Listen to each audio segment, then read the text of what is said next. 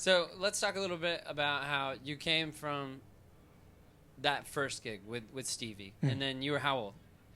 All right. It was just before I turned. It was a month before I turned 19, and a month before he turned 25.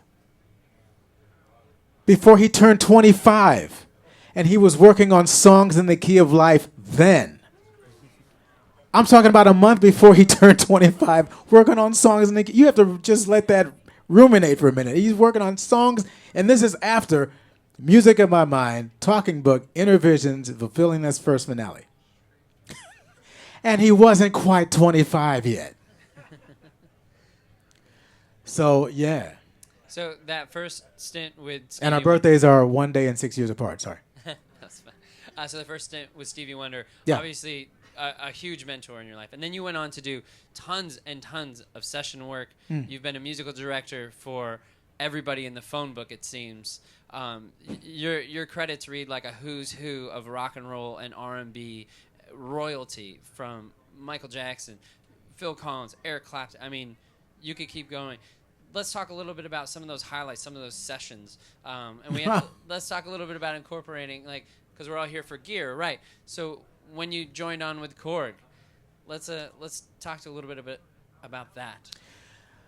Yes, well, I branched off from Stevie. I was officially in his band for about 4 years, from 1975 to the beginning of '79, and then the next big artist that I ended up with, touring-wise, was George Benson. I did his summer tour, and this is when he was flaming, right? He was, he was doing like this Masquerade and on Broadway, and we toured.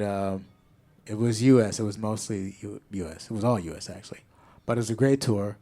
And I remember we went up north to Berkeley at the college there, and we walked out, and I'll never forget this, man. They said, "Ladies and gentlemen, George Benson," and they screamed like we were the Beatles.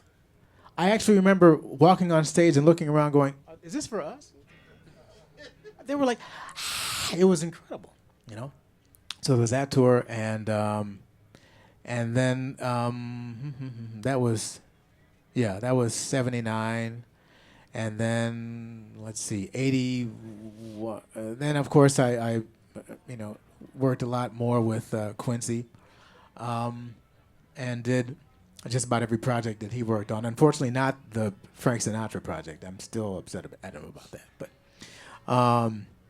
Which of course led to Michael's solo albums, which led to Michael's first solo tour.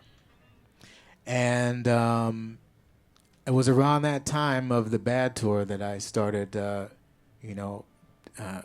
gaining more interest in Korg, and our relationship started then. So that was about 87, 87, 88 for sure, 88 for sure. And Korg has been a fantastic supporter for me ever since. They've been just really wonderful. My Japanese family down there, as well as the East Coast offices have been wonderful.